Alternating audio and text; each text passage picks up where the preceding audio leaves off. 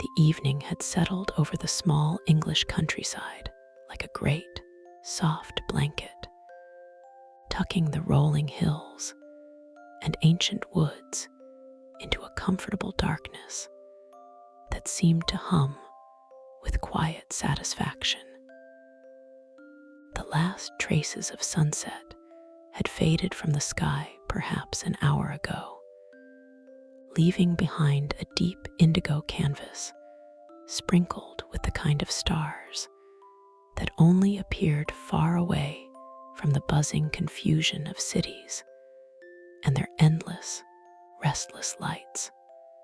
A crescent moon hung low on the horizon, pale and gentle, as though it too were preparing for sleep, and wished only to cast the faintest possible glow across the world below. In a small cottage at the edge of a village that had no more than a few dozen houses, a single light burned in an upstairs window. The cottage itself was old, the kind of old that meant the walls were thick and slightly uneven. The floors creaked in predictable places, and the low ceilings seemed to lean inconspiratorially when the wind blew, as if sharing secrets from centuries past. Ivy climbed the eastern wall with a slow determination that suggested it had been at the task for decades, and intended to continue for decades more. A stone chimney exhaled thin ribbons of smoke into the cool night air, carrying with it the faintest suggestion of a fire that had been carefully built and was now burning at its most gentle, most companionable level. Inside the cottage, in the room with the lit window, a woman named Eleanor sat in a worn armchair that had molded itself over the years to the specific contours of her body. She was perhaps 60 years old, though her age revealed itself not so much in lines or gray hair, but in a certain quality of stillness that she possessed, a patience that younger people seemed to have misplaced somewhere along the way. Her hair, silver white and pulled back loosely, caught the warm light of a small lamp that stood on the table beside her. She wore a cardigan the color of heather, and her feet, tucked beneath her on the chair, were clad in slippers that had been hand-knitted by someone who loved her very much. On the table beside the lamp sat a cup of tea that had long since gone cold, a pair of reading glasses folded carefully, and a thick, well-loved book. The book's spine was cracked in multiple places, its pages soft and yellowed at the edges, and the cover, though faded, still showed the unmistakable illustration of a rather stout bear wearing a short red shirt and looking out at the world with an expression of mild but persistent hopefulness. Beneath the illustration, in letters that had once been quite bold, but had since settled into a comfortable legibility, were the words, "Winnie-the Pooh" by A. Milne. Eleanor did not open the book. Not tonight. Tonight, the book served a different purpose. Tonight, it was a kind of talisman, a physical anchor to the words that she could recite from memory if she chose to. Words that she had first encountered as a child sitting on her grandfather's knee. Words that she had read aloud to her own children when they were small and resistant to the idea of sleep, and words that she now offered to the world through a pair of professional studio headphones and a microphone that stood before her on a slim stand. For Alina had, in her retirement, discovered an unexpected second calling. She read stories aloud for people who could not sleep. She recorded audiobooks specifically designed to be listened to in the dark hours of the night, her voice measured and soft, her pace deliberately slow, her tone carrying the particular warmth that comes not from performance, but from genuine affection. Her recordings had found their way to hundreds of thousands of people through the vast, invisible networks of the internet. And each night, in bedrooms and hospital rooms and hotel rooms and lonely apartments all over the world, people put on their headphones and let Alina's voice carry them away from whatever had kept them awake and toward the gentle shore of sleep. Tonight's recording was to be the full text of Winnie-the Pooh, read from beginning to end without interruption, without dramatic embellishment, without any attempt to do different voices for the different characters. Alina had learned through years of correspondence with her listeners that what they wanted was not a performance. They wanted consistency. They wanted a voice that stayed the same, that did not startle or surprise, that flowed like a slow river carrying them steadily downstream. The characters would emerge from the words themselves, from the simple genius of Milne's writing, and from the listener's own imagination, which, in the relaxed state between waking and sleeping, was far more capable of bringing a bear to life than any theatrical voice ever could. Alina adjusted the microphone slightly, bringing it a centimeter closer to her lips. She looked at the small screen of her recording equipment, where a green light pulsed steadily, indicating that everything was ready. She took a breath, let it out slowly, and then, with the quiet deliberation of someone who understood that the first words of a recording set the tone for everything that follows, she began to speak. "If you happen to have read another book about Christopher Robin," she said, her voice low and unhurried, each word given its full weight and space, "you may remember that he once had a swan, or the swan had Christopher Robin, I don't know which, and that he used to call this swan Pooh. That was a long time ago, and when we said goodbye, we took the name with us, as we didn't think the swan would want it anymore." She paused, just for a moment, letting the words settle in the air like dust motes in a shaft of afternoon light.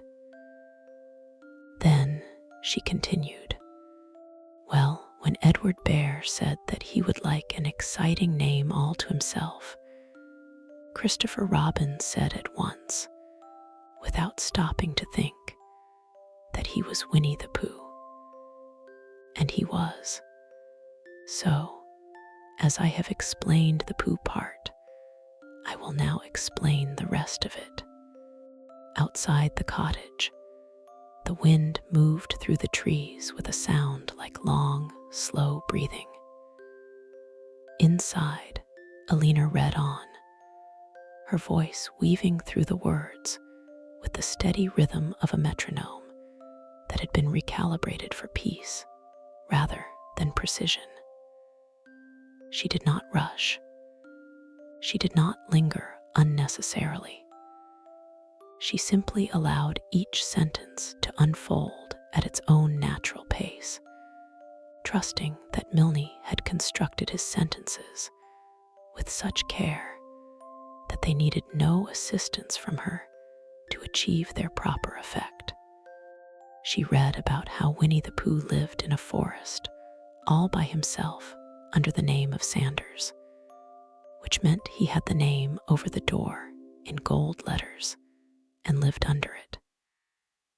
She read about how Pooh's favorite thing was honey, or as he spelled it in his own particular way, honey. She read about how he would go to great lengths and considerable foolishness to obtain it, and how his expeditions, though rarely successful in the way he intended, always revealed something interesting about the world and about himself. As Alina read, her mind, trained by years of this practice, occupied only a portion of itself with the actual words. The rest of her attention was devoted to the quality of her voice, to the maintenance of its evenness, to the elimination of any tension that might creep into her throat or jaw and alter the sound. She breathed from her diaphragm, slowly and regularly, and the effect was that her reading seemed to breathe as well, each sentence rising gently and falling gently, like waves on a very calm sea. In a bedroom in London, 200 miles to the south, a young man named Thomas lay in his bed, staring at the ceiling. Thomas was 34 years old and suffered from a form of insomnia that his doctor had described, with the cheerful vagueness that doctors sometimes employed when they had no useful solutions to offer, as stress-related. Thomas worked in financial services, a job that required him to spend his days staring at numbers that moved in directions that other people cared about very deeply, and his nights lying awake caring about those same numbers, despite his best efforts not to. He had tried meditation apps, herbal supplements, white noise machines, and a particularly expensive mattress that had been advertised to him with the promise that it would revolutionize his relationship with sleep. It had not. What had helped, somewhat unexpectedly, was Alina's voice. He had found her recordings by accident one night at 3 in the morning, when desperation had driven him to search for someone reading quietly for a very long time. The first recording he had tried was a collection of fairy tales, and he had fallen asleep somewhere around the second retelling of Rumpelstiltskin. Since then, he had listened to Alina read the complete works of Beatrix Potter, several volumes of English ghost stories, which, despite their subject matter, were somehow deeply soothing in her reading, and most of The Wind in the Willows. Tonight, it was Winnie-the-Pooh, and Thomas lay in the dark with his eyes closed, letting Alina's voice wash over him like warm water, feeling the tight fist of anxiety in his chest loosen, finger by finger, as Pooh walked through the forest looking for honey. Alina read the first chapter slowly, savoring the introduction of Christopher Robin and the description of the 100-acre wood. She read about the incident with the bee tree, in which Pooh attempted to disguise himself as a small black cloud in order to float up to the bee's hive with the assistance of a blue balloon. She read Pooh's song about how a cloud is a funny thing, and she read it not as a song, but as a poem, which is to say, she read it with the same steady, measured pace as everything else, allowing the humor to emerge from the words themselves, rather than from any inflection she might add. This was, Alina had come to understand over the years, one of the great secrets of reading for sleep. Humor, when delivered quietly and without emphasis, became something almost other than humor. It became a gentle surprise, a small warmth in the chest, a reason to smile in the dark without opening one's eyes. And that smile, that small involuntary response to something charming and absurd, was one of the most effective bridges to sleep that Alina knew of. It was as though the act of recognizing something as funny required just enough cognitive engagement to distract the mind from its worries, but not enough to keep it awake. The mind registered the joke, experienced a tiny pulse of pleasure, and then, satisfied, let go. She read on through the bee tree adventure, through Pooh's eventual meeting with the ground, which was sudden and uncomfortable, through Christopher Robin's arrival, and his practical observation that the best thing about being a cloud was that you didn't have to go anywhere in particular. Alina's voice carried each sentence forward with the unhurried patience of someone walking through a garden, not to reach any particular destination, but simply for the pleasure of being in the garden. By the time she reached the end of the first chapter, in which Pooh, having been rescued from the bee tree and having consumed a satisfactory amount of honey, went home to bed, nearly 40 minutes had passed. Alina knew from experience that a significant portion of her audience would already be asleep. They would have drifted off somewhere in the middle of the bee tree chapter, perhaps during the song, perhaps during the description of Pooh floating upward with his balloon, perhaps at the precise moment when Christopher Robin said, "Silly old bear." They would not hear the end of the chapter or the beginning of the next, and that was exactly as it should be. The recording was not made to be heard in its entirety. It was made to be heard just long enough. But for those who were still awake, Alina continued. She turned the page, or rather, she reached the next section in her mental map of the text, since the physical book on the table beside her remained closed, and began the second chapter, in which Pooh goes visiting and gets into a tight place. In a hospital room in Edinburgh, a woman named Margaret listened to Alina's voice through a single earbud, the other earbud having been removed earlier in the evening by a nurse who needed to check her blood pressure. Margaret was 81 years old and was recovering from a hip replacement, an operation that her surgeon had described as routine, but which, from Margaret's perspective, had been anything but. The hospital was a place of constant noise, alarms beeping, voices in the corridor, the rattling of medication carts, the perpetual hum of machinery. And Margaret, who had spent most of her life in a quiet farmhouse in the borders, found it almost unbearable. Sleep came in fragments, brief and unsatisfying, interrupted by the clatter of some new intrusion.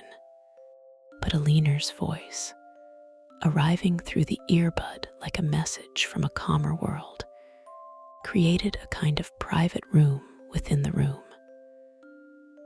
Margaret could still hear the hospital, but it receded, became distant and less threatening, as though the hospital sounds were happening to someone else, somewhere else, in a life that did not entirely belong to her.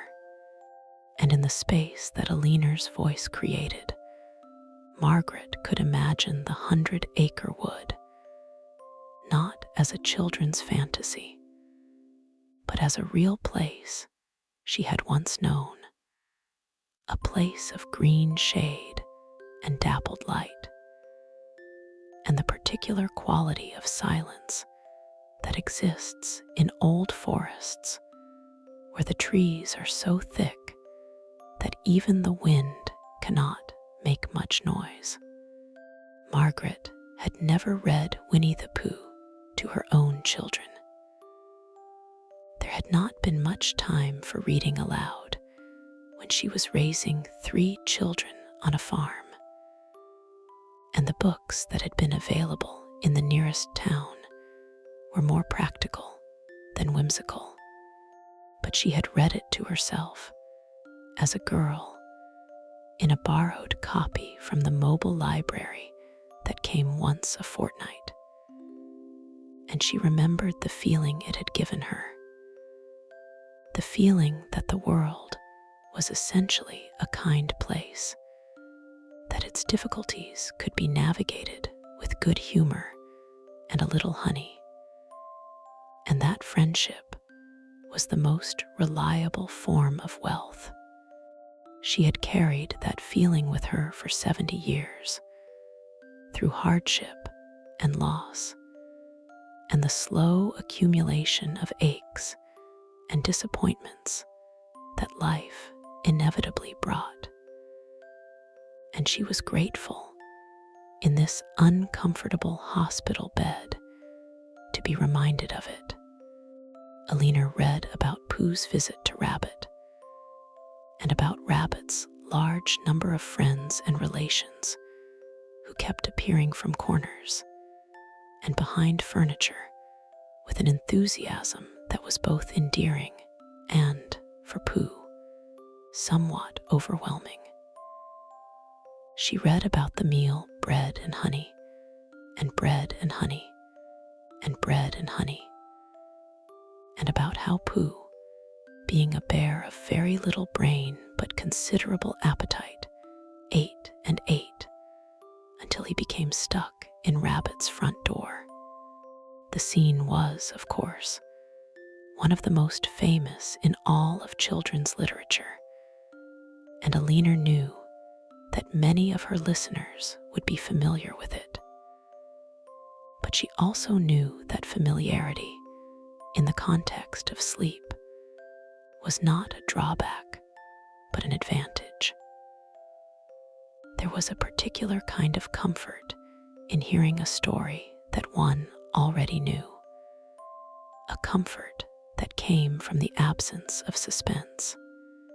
When you did not know what was going to happen next, a small part of your mind stayed alert, watching for clues, trying to anticipate. But when you knew the story, that part of your mind could relax, could let down its guard, could stop performing its duty and simply exist. And in that state of unguarded existence, sleep found it much easier to arrive. She read about the emergency council that Rabbit convened, and about the various impractical solutions that were proposed, and about Christopher Robin's arrival with the calm, practical suggestion that the best thing to do was to wait for Pooh to get thin again. She read about the week of waiting, during which Pooh was read to through the hole where his front had been, and about the eventual moment when he was pulled free with a satisfying pop that sent him flying into the gorse bush. And as she read, her voice never changed. It did not quicken during the crisis of Pooh being stuck, nor did it adopt a conspiratorial tone during the discussion of what to do. It simply continued, steady and warm, like a fire that had been built well and needed no tending. In a small apartment in Tokyo, a woman named Yuki lay on her futon with her phone on the pillow beside her, Aliner's voice emerging from it at a volume just above a whisper. Yuki did not understand English, not fully, but she had studied it in school and could follow the general shape of what Aliner was saying, could catch familiar words and phrases and piece together a rough understanding of the narrative. She had discovered Aliner's recordings through a recommendation on a Japanese sleep aid forum, where several users had described the experience of listening to a language they only partially understood as uniquely effective for falling asleep. There was something about the way the incompletely understood words floated past, recognizable but not fully grasped, that bypassed the analytical mind entirely and spoke directly to whatever part of the brain was responsible for the transition between waking and sleeping. Yuki worked as a graphic designer and often found herself at her computer late into the night, refining layouts and adjusting color values with a precision that her clients demanded. But that left her mind buzzing with a kind of visual static that made sleep difficult to achieve.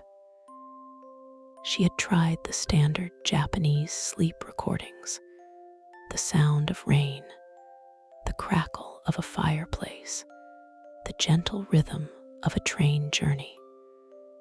But they had not worked for her. Her mind, accustomed to processing visual information, would begin to construct images from the sounds, and those images would evolve into design concepts.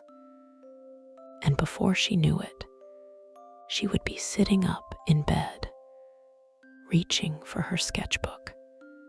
But Aliner's voice, speaking in a language that Yuki could follow just enough to be engaged, but not enough to be triggered into full comprehension, created a different effect. The words entered her mind not as meaning, but as texture, a warm, continuous fabric of sound that she could wrap around herself without examining too closely. Occasionally, a word would surface with full clarity: honey, forest, bear, friend, and these words, stripped of their grammatical context, became almost abstract, like symbols in a dream. They meant something, but not something that could be pinned down or put to use. They were, in the truest sense, words that existed only to be heard, not to be understood. Yuki closed her eyes and let the words wash over her. And within 20 minutes, she was asleep.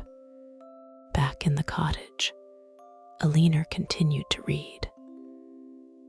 She was now in the 3rd chapter, in which Pooh and Piglet go hunting and nearly catch a woozle. She read about Piglet's nervousness, about the way he followed Pooh through the snow because he wanted company, but was not entirely sure that company was worth the risk of whatever they might encounter. She read about the tracks in the snow and about how Pooh's increasingly elaborate deductions about whose tracks they were and how many animals had made them led them both into a state of escalating anxiety that was resolved. As so many things in the 100-acre wood were resolved by the arrival of Christopher Robin, who pointed out that they had been walking in circles around their own footprints. Alina paused briefly between chapters, allowing a silence of perhaps 5 seconds to pass. This was a technique she had developed early in her recording career, and it served multiple purposes. First, it gave listeners who had drifted into a light sleep a moment of quiet in which that sleep could deepen without being tethered to the sound of her voice. Second, it created a subtle structural rhythm that mirrored, at a greatly reduced scale, the natural cycle of breathing. Inhale, voice. Exhale, silence. Inhale, voice. Exhale, silence. And this rhythm, sustained over the course of an hour or more, had a somatic effect that was difficult to explain, but easy to feel. Third, it allowed Alina herself to take a drink of water, to swallow, to adjust her posture, to perform the small maintenance tasks that prevented her voice from fatiguing. She took a sip of the cold tea without noticing or caring that it was cold, set the cup back down, and began the 4th chapter, in which Eeyore loses a tail and Pooh finds one. Eeyore, Alina had always felt, was the character who most rewarded the kind of reading she did. In a more theatrical performance, Eeyore's gloom could be played for laughs, his dolorous observations delivered with a sighing resignation that highlighted their comic contrast with the general cheerfulness of the other animals. But in Alina's reading, Eeyore's sadness was allowed to exist as actual sadness, not diluted by humor, but simply presented alongside it, the way real sadness often exists in real life, not as the opposite of happiness, but as its neighbor, present in the same room, sitting in the same chair, looking out the same window. When Alina read Eeyore's words, "It's not very pleasant in here," he said about his stick house, "but it is the only house I've got." She did not make them sound funny or pathetic. She made them sound true. And in making them sound true, she allowed her listeners to hear, perhaps for the first time since childhood, the genuine emotional depth that Milne had embedded in these ostensibly simple stories. This was another thing that Alina had come to understand about reading for sleep. The state of mind that preceded sleep was, in many ways, similar to the state of mind that children inhabited when they first heard these stories. It was a state of openness, of reduced defensiveness, of willingness to accept things as they were presented without the constant adult impulse to categorize, analyze, and judge. In this state, the sad donkey was not a comic device, but a fellow creature, and his quiet acceptance of his circumstances was not something to be mocked, but something to be recognized, perhaps even to be learned from. Alina read about how Pooh went to Owl to ask for advice about Eeyore's tale, and about how Owl, despite his reputation for wisdom, was not actually much help, being the kind of person who used long words without being entirely sure of their meaning. She read about the search for the tale, and about how Pooh eventually found it being used as a bell rope outside Owl's house, and about how Christopher Robin nailed it back onto Eeyore, who was pleased but careful not to show it too openly, because that was not Eeyore's way. The night deepened around the cottage. The wind, which had been whispering through the trees, settled into silence, as though it too had decided that now was not the time for making noise. The fire in the grate had burned down to a bed of glowing embers that radiated warmth without the need for flame. The moon had moved across the sky and now stood directly above the cottage, looking down through the window at Alina in her armchair, a small figure in a pool of light, reading to the darkness. In a suburb of Sydney, Australia, where it was already mid-morning of the next day, a night shift nurse named Sarah was listening to Alina's recording as she drove home from the hospital. Sarah worked 12-hour shifts that ended at 7 in the morning, and the drive home was a liminal space that she had learned to navigate with great care. If she listened to music, she became energized and arrived home wide awake, unable to sleep despite her exhaustion. If she listened to the radio, the news and talk shows filled her mind with the world's troubles, which were the opposite of what she needed after a night of dealing with illness and suffering. If she drove in silence, her mind would begin to replay the events of the shift, the patient who had coded and been revived, the family she had had to comfort, the mistake she had nearly made with a medication dosage. And these replays would keep her awake for hours after she got home.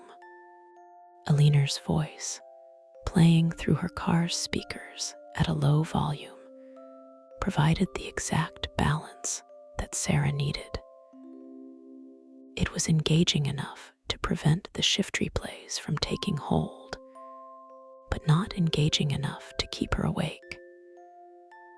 It was, she had come to think of it, like having someone sit beside her in the car who was telling her a long, pleasant story that she did not need to respond to.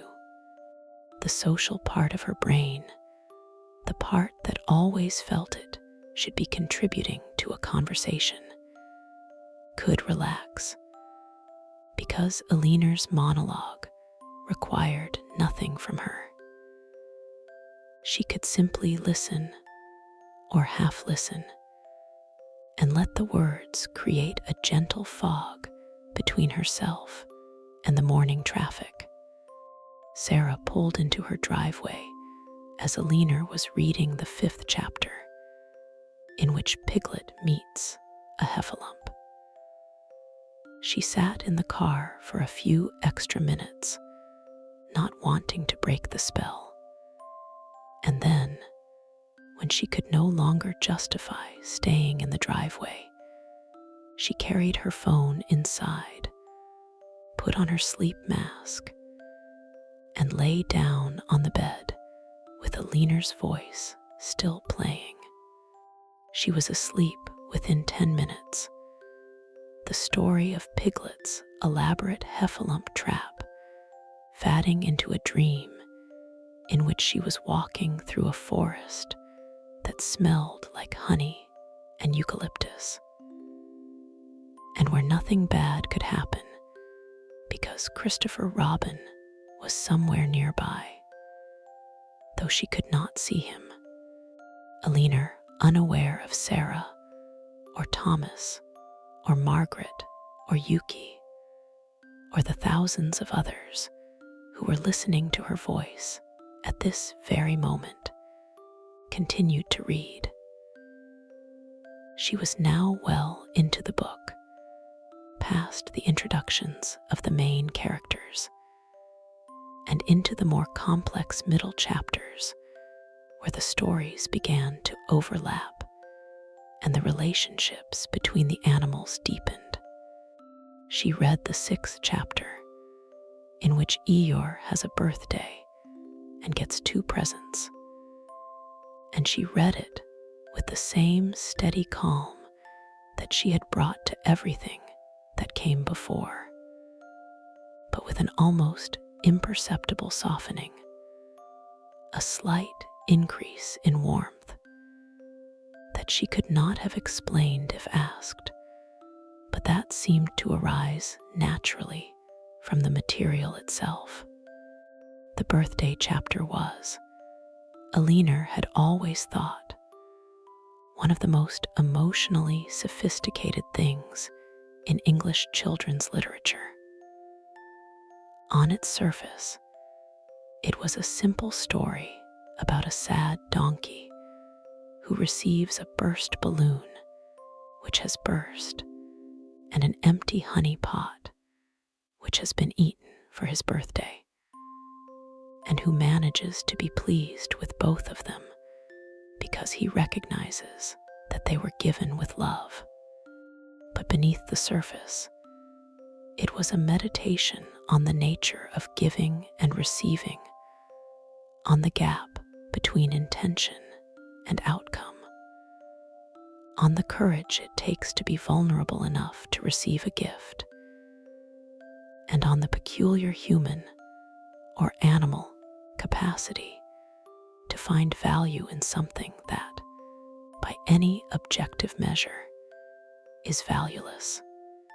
Aliner read about how Pooh had eaten the honey that was meant to be Eeyore's present, and had then tried to fill the pot with something else, mud, as it turned out, which was not an improvement, and about how Piglet had burst the balloon by falling on it, and about how both of them felt terrible about their failures.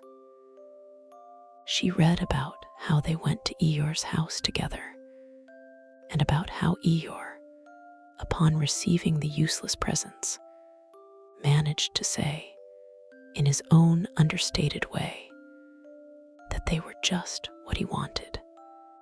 And Aliner knew, from years of reading this chapter to people in the dark, that this was the moment when many of her listeners cried. Not sobbing, not dramatic weeping, but a quiet, involuntary release of tears that came from a place deeper than sadness, a place that recognized, in Eeyore's gracious acceptance of a burst balloon, something universal about the human experience of receiving imperfect love and choosing to cherish it anyway. She did not alter her voice for this moment. She did not slow down or add a tremor of emotion.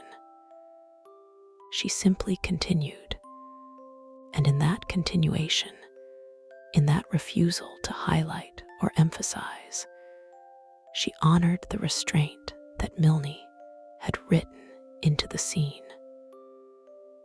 The tears, if they came because the words were allowed to speak for themselves, without a mediator telling the listener how to feel about them. The recording continued.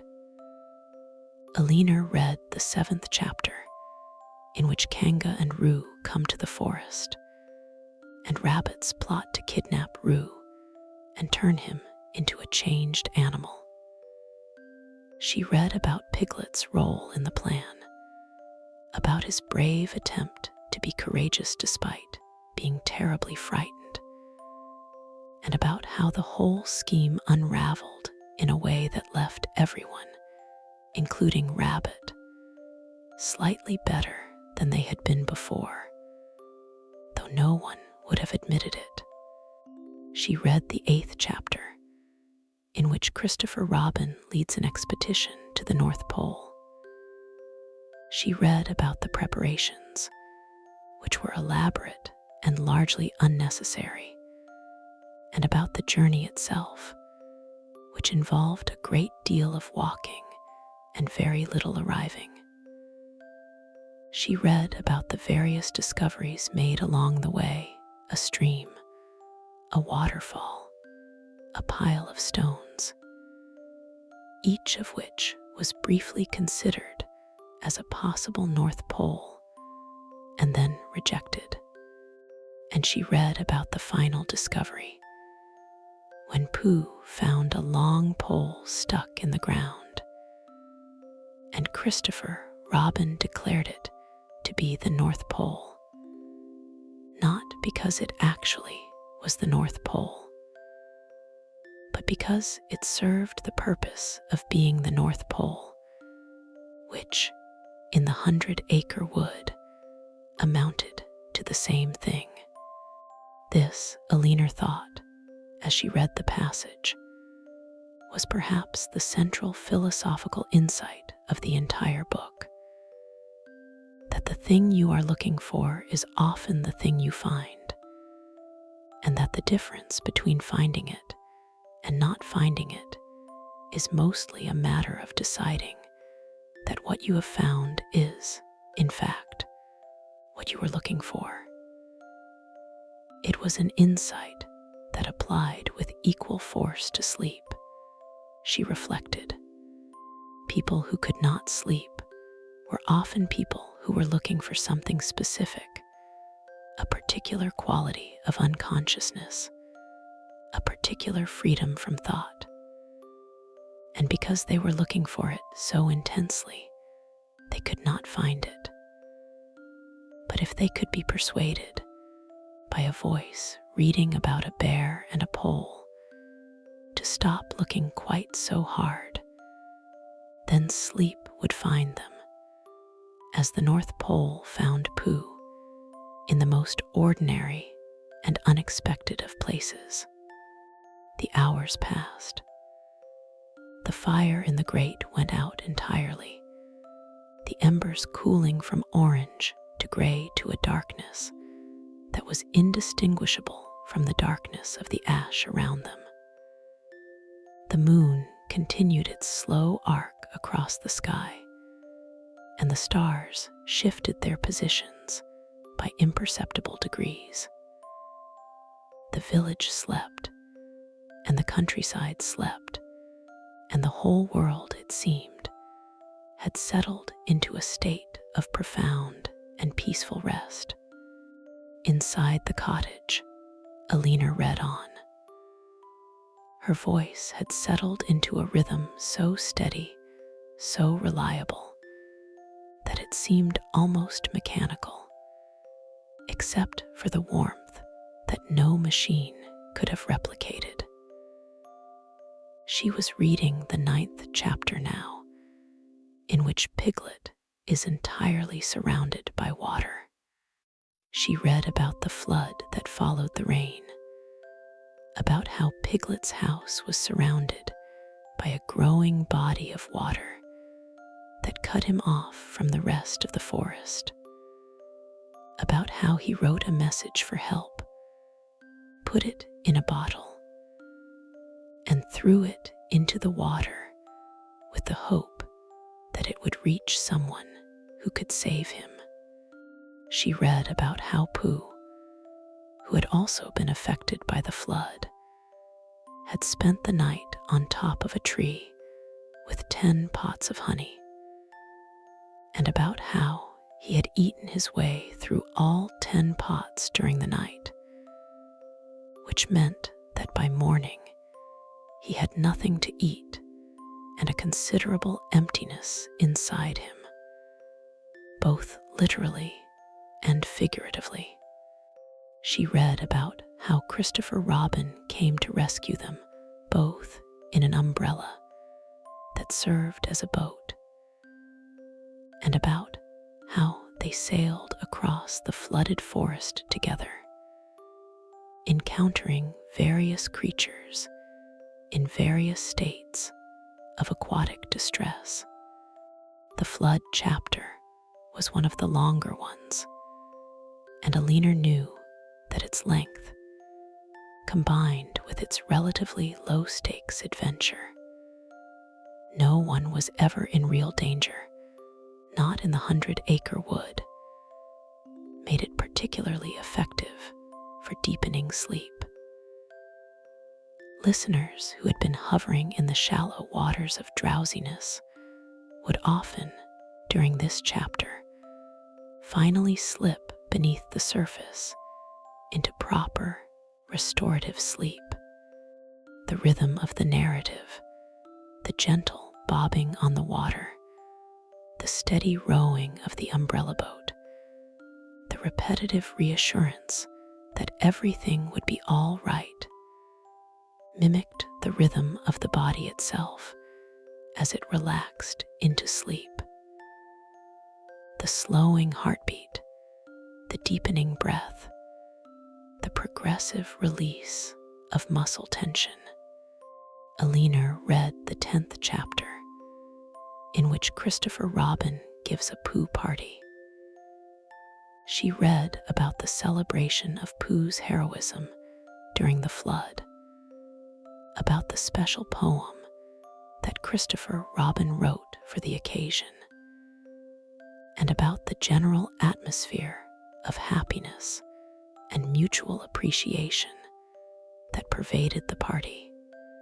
She read the poem, which was, like all the poems in the book, a small masterpiece of comic verse, and she read it in the same voice she had used for everything else, which had the effect of making the poem feel not like a performance, but like a natural extension of the prose, a song that the story had been quietly humming to itself all along, and finally decided to sing out loud. She read the final chapter of the book, the one in which Christopher Robin and Pooh go to an enchanted place at the top of the forest. And Christopher Robin asks Pooh to understand something that Pooh, being a bear of very little brain, cannot quite grasp. Alina had always found this chapter the most difficult to read, not because it was technically challenging, but because it carried an emotional weight that required her to maintain her composure while reading words that seemed designed with a gentle but ruthless precision to break that composure. She read about the climb to the enchanted place, about the view from the top, about the way the forest spread out below them like a map of all the adventures they had ever had. She read about Christopher Robin's acknowledgement that he would not always be there, that he was growing up and would soon be going to places where bears could not follow. She read about Pooh's patient, confused, but ultimately accepting response, and about the final conversation between them, in which Christopher Robin asked Pooh to promise to always remember him. And Pooh, not understanding but agreeing, because that was what friends did. Aliner's voice did not waver. She had read this chapter many times, and she had learned that the way to honor it was not to cry over it, but to give it the same steady treatment she gave to everything else. The sadness was there, unmistakably there, but it was a sadness that belonged to the reader, not to the reader. By keeping her voice even, she allowed each listener to experience their own sadness in their own way, without being told how or how much to feel. She read the final lines of the book. But wherever they go, and whatever happens to them on the way, in that enchanted place on the top of the forest, a little boy and his bear will always be playing. And then she stopped. The silence that followed was not empty, but full. The way the silence after a piece of music is full, containing within it the echo of everything that has just been heard. Aliner sat perfectly still for a long moment, letting the silence do its work. Then, very quietly, she said, "Good night," and reached over to stop the recording. The green light on her equipment stopped pulsing. The cottage was silent. Aliner removed her headphones, set them on the table beside the cold tea and the closed book, and leaned back in her armchair. She did not move for several minutes. She sat in the darkness, feeling the particular kind of tiredness that came from reading aloud for several hours. Not physical exhaustion, exactly, but a gentle depletion, as though she had been pouring something out of herself and now needed time to refill. She thought, as she often did after finishing a recording, about the people who had been listening. She did not know most of them, would never know most of them, but she felt connected to them nonetheless. They were, all of them, alone in the dark when they put on their headphones and pressed play. They were, all of them, seeking the same thing, not entertainment, not distraction, but a kind of companionship that did not require anything of them, and she had provided it, or tried to, using nothing more than her voice and a story about a bear who liked honey. Aliner stood up slowly, her joints protesting slightly after so long in the chair, and made her way to the kitchen. She did not turn on any lights, navigating by memory through the small space. She filled the kettle and set it to boil, and while she waited, she looked out the window at the night. The moon was lower now, and the first pale suggestion of dawn was visible on the eastern horizon, a thin line of gray-green light that separated the land from the sky, like the edge of a page being turned. The kettle boiled. Alina made a fresh cup of tea, properly hot this time, and carried it back to the living room. She sat down in her armchair, pulled her cardigan more tightly around her shoulders, and looked at the book on the table, Winnie-the Pooh. She picked it up, opened it to a random page, and let her eyes rest on the words without reading them. She did not need to read them. She could feel them, the way you can feel a song that you know by heart, even when it's not playing. She thought about her grandfather, who had first read her these stories, and who had been dead for 40 years. She thought about her children, who were grown now and lived in different cities, and who called her on Sundays. She thought about the thousands of strangers who had let her voice into their most private moments, their sleepless nights, their hospital beds, their long drives home from difficult shifts, and who had, in some small way, become less strange to her through that sharing. The dawn continued to advance, slowly and without fuss, the way everything worthwhile seemed to advance in the 100-acre wood.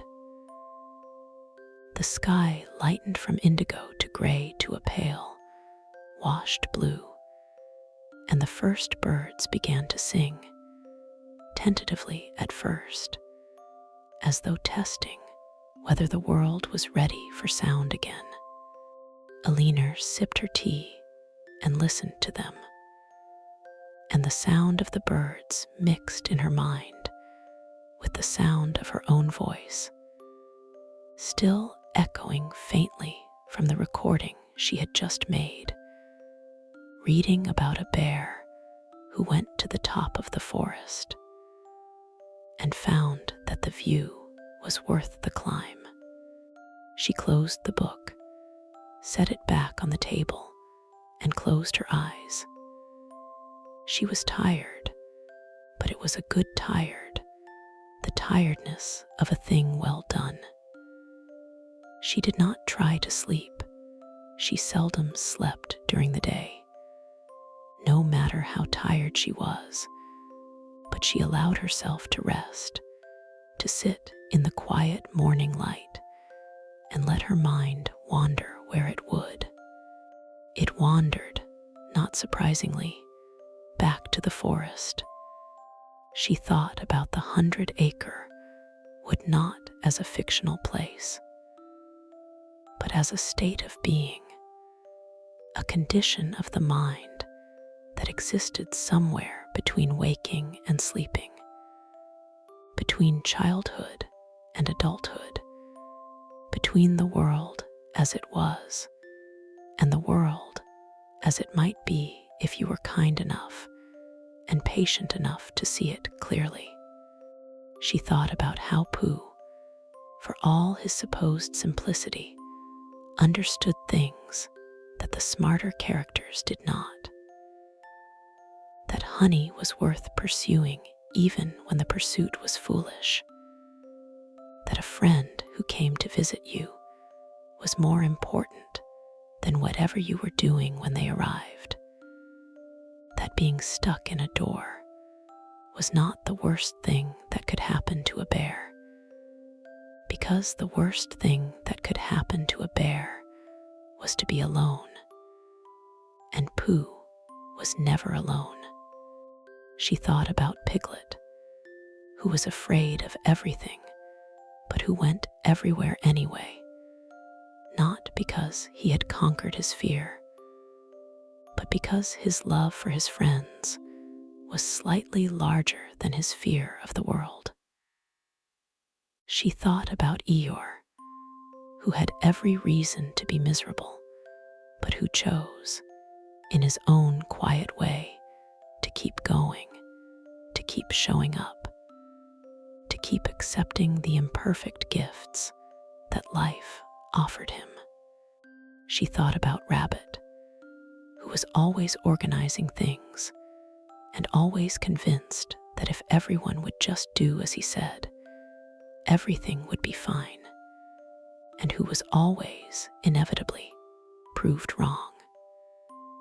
She thought about Owl, who was admired for his intelligence, but who was, when it came down to it, not particularly intelligent, and who nevertheless provided something valuable simply by being there, by being the one that others turned to when they needed someone to sound wise.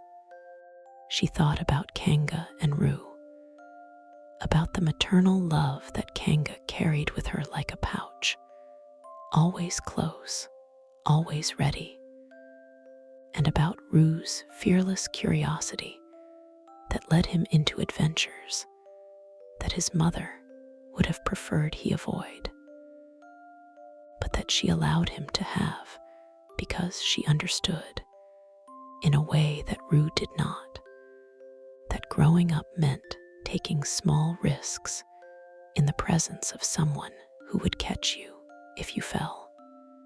And she thought about Christopher Robin, who was the bridge between the animal world and the human world, who could talk to bears and donkeys and pigs and kangaroos, but who would one day stop talking to them, not because he stopped loving them, but because the world had other plans for him.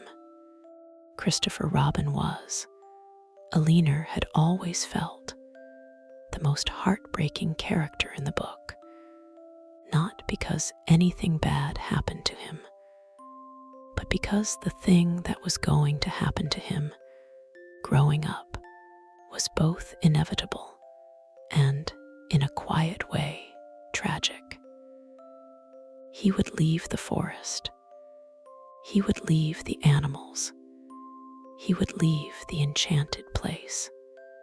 And he would carry with him, for the rest of his life, the memory of a time when the world was small enough to fit inside a wood, and when the only thing you needed to be happy was a bear who liked honey and a boy who loved you.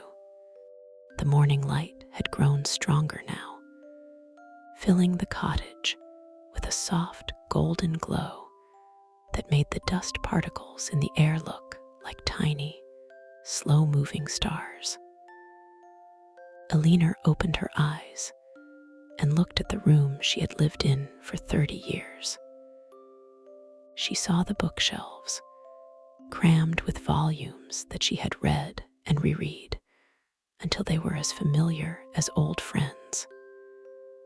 She saw the fireplace, now cold, but still carrying the faint smell of last night's fire. She saw the armchair, worn smooth by years of sitting, and the small table with its lamp, and its cold tea, and its closed book. She stood up, took her cup to the kitchen, and washed it in the sink. She opened the back door and stepped outside into the cool morning air.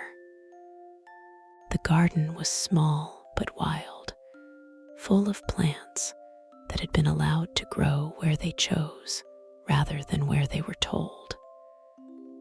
A robin landed on the fence post and regarded her with the frank appraisal that robins always seemed to employ. Alina regarded it back. "Good morning," she said. The robin flew away. Alina smiled and went back inside. She had things to do today, errands to run, a phone call to make, dinner to prepare, the small, necessary tasks that filled the hours between one night's reading and the next. But for now, in this quiet interval between darkness and daylight, between the world of the story and the world of the everyday, she allowed herself a moment of peace. She thought about the people who were, even now, waking up in various parts of the world, taking off their headphones, rubbing their eyes, and beginning the process of re-entering the waking world. Some of them would remember what they had heard, fragments of Pooh, echoes of Piglet, a lingering sense of the forest, and some would remember nothing, would carry only the unconscious residue of a story that had done its work in the darkness while they slept. Both outcomes were fine. Both outcomes were, in fact, the point. For the story was not the point. The voice was not the point. The point was the sleep itself, the deep, restorative, necessary sleep that every human being required, and that so many human beings were denied, not by illness or circumstance alone, but by the relentless, chattering, anxious machinery of their own minds. Aliner's recordings did not cure insomnia. They did not address its root causes, whatever those might be: stress, trauma, biology, environment. But they provided a bridge, a temporary passage from the waking mind to the sleeping mind, built out of nothing more than words spoken softly in the dark.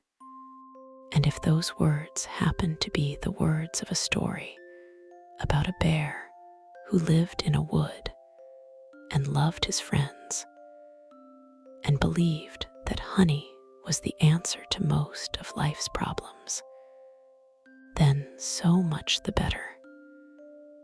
Because Winnie-the Pooh, understood properly, was not a children's story at all. It was a story about what it meant to be alive in a world that was often confusing, sometimes frightening, and occasionally wonderful, and about how the best response to that world was not wisdom or strength or cleverness, but simply kindness, delivered with a minimum of fuss and a maximum of heart. Aliner finished her morning tasks, ate a modest breakfast, and sat down at her computer to upload the recording. The file was large, several hours of audio, and it took a while to process. While she waited, she scrolled through the messages that had arrived overnight from her listeners. Most of them were brief. Fell asleep in 10 minutes. Thank you. Best sleep I've had in months. Your voice is magic. And she read them with the quiet gratitude of someone who understood that these messages were not really about her, but about the experience that her voice had facilitated. A few were longer, more personal, containing details about the listener's life that they had felt safe enough to share because the relationship between a late-night listener and a late-night reader was, by its nature, intimate and anonymous in equal measure. Aliner read these carefully and responded to each one, not with advice or platitudes, but with a simple acknowledgement. Thank you for telling me. I'm glad the recording helped. Good night. The upload completed. Aliner typed a title for the recording: Winnie-the Pooh Full Audiobook for Sleep. She added a brief description: the complete text of A. Milne's Winnie-the Pooh, read slowly and softly for sleep. No music, no sound effects, just the story. She attached the teddy bear emoji and the sleep emoji because she had learned that these small visual signals helped people find her recordings among the vast ocean of content that existed online, and because they accurately represented what the recording was.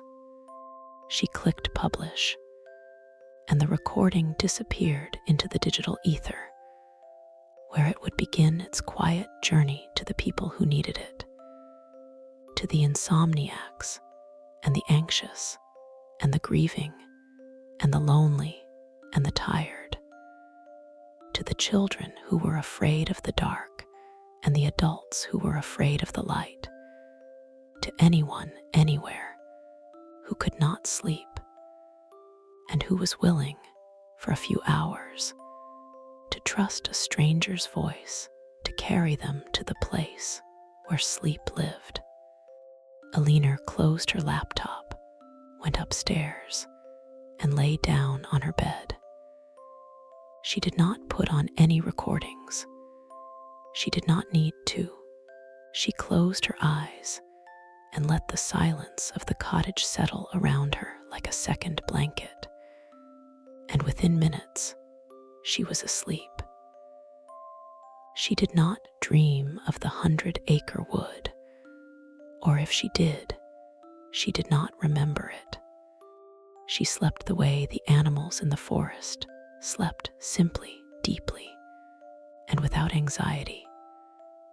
And when she woke, several hours later, it was afternoon, and the light in the room had the golden quality of late autumn. And for a moment, before she fully remembered where she was and what day it was, she felt something that she could only describe with the limited vocabulary available for such things, as a kind of honeyness, a warmth in the chest, a sweetness in the air, a sense that the world, despite everything, was essentially good, and that tomorrow night she would sit in her armchair and read again, and the people who needed to hear her voice would hear it. And somewhere, in the space between the words and the silence, sleep would happen. It was not a grand thing. It was not a heroic thing. It was, in fact, a very small thing.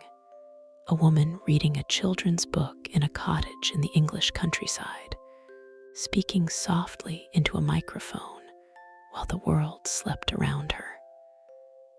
But small things, as a certain bear had once demonstrated, could be surprisingly important. A pot of honey could be a lifeline. A burst balloon could be a gift. A walk through the snow could be an adventure. And a voice in the dark, reading about these small things, could be the difference between a night spent staring at the ceiling and a night spent in the gentle, healing arms of sleep. And that, as Pooh himself might have said, was that. The recording had been live for 3 days when the first wave of messages arrived in earnest. Alina had expected the usual trickle, the brief thank yous, the emoji-only responses, the occasional request for a specific title. But what came instead was something closer to a tide. Her inbox, which she checked each morning over a second cup of tea, filled with messages from people who had listened to the Winnie-the Pooh recording and who wanted, for reasons they could not always articulate, to tell her what it had meant to them, not what it had done for them, though many of them mentioned that too, the falling asleep, the staying asleep, the waking refreshed, but what it had meant. There was a difference. Alina had come to understand between the functional value of a sleep recording and its emotional value, and it was the emotional value that people wrote to her about.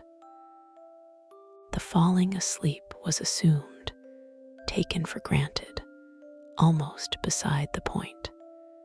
What they wanted to talk about was how it had felt to lie in the dark and hear, after years or even decades, the words of a story they had half forgotten, spoken in a voice that treated those words with the same tender seriousness that they remembered from their own childhoods, or wished they remembered, or had never experienced, but recognized instinctively as something good and right and true.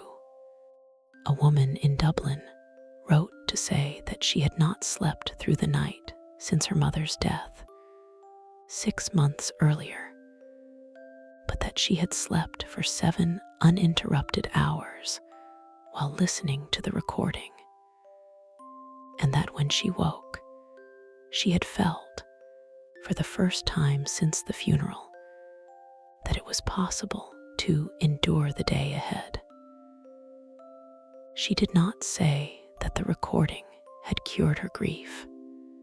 She said that it had given her a night in which the grief had been set aside, not erased, but temporarily released, like a hand that had been gripping something too tightly for too long, and had finally, for a few hours, let go.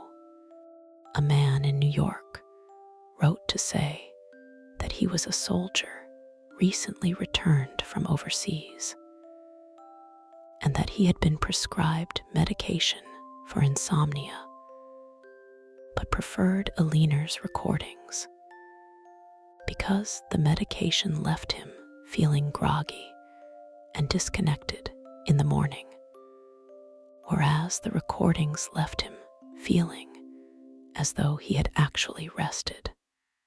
He said that he had listened to the Winnie-the Pooh recording 3 nights in a row, and that each night he had fallen asleep during a different chapter. First the bee tree, then the flood, then the birthday, and that he had come to think of this progression as a kind of map of his own recovery, though he could not have explained what he meant by that and did not try. A teenager in Seoul wrote, in careful English that suggested she had spent a long time composing the message, to say that she was preparing for university entrance exams, and that the pressure was so intense that she had developed a habit of lying awake at night going over everything she had studied, unable to stop, unable to rest, caught in a loop of anxiety that her teachers called examination stress, and that she called being trapped inside my own head. She said that Aliner's voice had given her something to focus on that was not an exam, something that was not useful or productive or relevant to her future in any way, and that precisely because it was none of those things, it had been the most helpful thing she had found. She said she did not understand English well enough to follow the story completely, but that she understood enough, and that what she understood was enough. Aliner read these messages in the morning light of her cottage, sitting at the small table in her kitchen with her tea growing cold beside her. And she felt what she always felt when she read them, a mixture of gratitude and humility, and a kind of solemn wonder that her voice, this ordinary instrument that she had used for 60-odd years, to say ordinary things. Good morning. How are you? Pass the butter.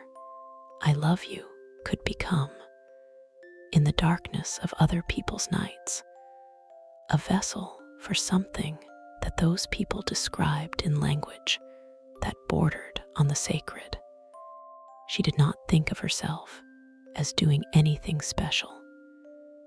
She was, as she had told a journalist who had once asked her about her calling, simply a woman who read aloud. The journalist had seemed disappointed by this answer, had probed for something deeper, a personal history of insomnia, perhaps, or a transformative experience with audiobooks, or a spiritual practice of some kind. But Alina had nothing to offer in those directions. She slept well herself, always had. She had no dramatic story about discovering the healing power of spoken words. She had simply begun recording one evening, on a whim, using equipment that her son had given her as a gift. And the recordings had found their audience through the mysterious algorithms that governed such things. And that was the entire story. But the messages kept coming, and they kept saying the same thing in different words. That there was something in Alina's reading of Winnie-the Pooh that went beyond the mechanics of sleep induction. Something that touched a place in the listener that was not the mind, but something deeper and older and less easily named. And Alina, who was not given to mystical thinking, and who had no patience for the vague, feel-good language that proliferated online, found herself unable to dismiss these reports entirely. Something was happening. She was not sure what it was, but it was happening, and it was happening through her voice. And the story she was telling when it happened most reliably was the story of a bear named Winnie-the Pooh. She began, in the weeks that followed the recording's publication, to think more carefully about why this particular story seemed to have this particular effect. She had read many books for her recordings, novels, short stories, essays, poetry, natural history. And while all of them had helped people sleep, none had generated the volume or the intensity of response that Winnie-the Pooh had. There was something about this book, something that Milne had put into it, or that had grown into it over the nearly 100 years since its publication, that resonated with sleep-deprived people in a way that other books did not. Alina thought about this as she went about her days. She thought about it while she walked to the village to buy groceries, the narrow lane winding between hedgerows that were just beginning to show the first tentative green of spring. She thought about it while she cooked her meals, which were simple and not particularly adventurous, but which she prepared with the same quiet attention that she brought to her reading, as though the act of chopping an onion or stirring a pot of soup deserved the same care as the act of speaking a sentence aloud. She thought about it while she sat in her garden in the late afternoon, watching the light change as the sun moved behind the old oak tree that stood at the bottom of the lawn, its branches spreading wide like arms that had been reaching toward the sky for so long that they had forgotten why they started. And gradually, over the course of several weeks, a theory began to form in her mind. It was not a scientific theory. Alina had no training in psychology or neuroscience and would not have pretended to. But it was a theory born of long observation and careful thought, and it went something like this. Winnie-the Pooh worked for sleep because it was a book about a world in which nothing truly bad could happen, and in which the characters knew that nothing truly bad could happen, and in which this knowledge allowed them to live with a kind of relaxed confidence that was, for most adults, an almost unimaginable luxury. This was not the same thing as saying that nothing bad happened in the 100-acre wood. Bad things happened all the time. Pooh got stuck indoors. Piglet was surrounded by water. Eeyore lost his tail. Roo was kidnapped, or nearly. The forest flooded. Honey was eaten by the wrong person. Balloons burst. Expeditions failed to reach their destinations. Misunderstandings proliferated. Plans went awry. The world of the 100-acre wood was, in many respects, a world of gentle but persistent disaster. And this was the crucial, but these disasters were never catastrophic. They were never world-ending. They were never the kind of events that shattered the underlying fabric of reality and left the characters adrift in a void of meaninglessness. They were, instead, the kind of events that could be survived, that could be learned from, that could even, in retrospect, be laughed about. They were inconveniences, not tragedies, and the characters treated them as such, not because they were foolish or naive, but because they had, whether by instinct or by experience, arrived at a profoundly accurate assessment of what life was actually like.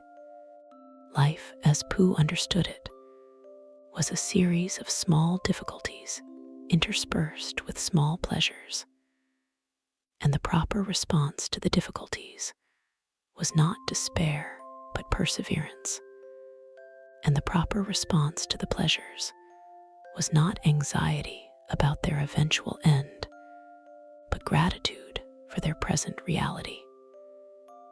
Pooh did not worry about tomorrow because tomorrow had not happened yet and therefore did not exist. And Pooh saw no point in worrying about things that did not exist. He worried about honey when there was a shortage of it because honey existed and was real and was immediately relevant to his well-being. But even his worry about honey was not the grinding, corrosive kind of worry that kept people awake at night. It was a gentle worry, a manageable worry, the kind of worry that could be set aside if something more interesting came along. And this, Alina thought, was what her listeners were responding to.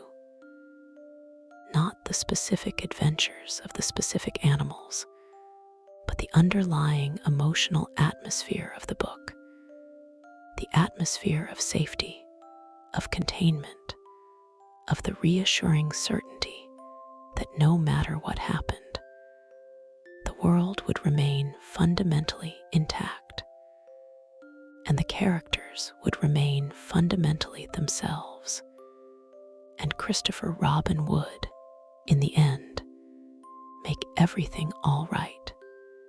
Adults, Alina reflected, did not live in this kind of world. They lived in a world of mortgages and deadlines and diagnoses and geopolitical crises and climate change and the 1,000 other large, abstract threats that hovered at the edges of consciousness like storm clouds on a distant horizon. They carried these threats with them into the night, and when they lay down to sleep, the threats did not disappear, but instead intensified, filling the silence with their vague, formless menace. The adult mind, left to its own devices in the dark, was a remarkably efficient generator of anxiety. And it was this anxiety, not the absence of fatigue, but the presence of fear, that kept people awake.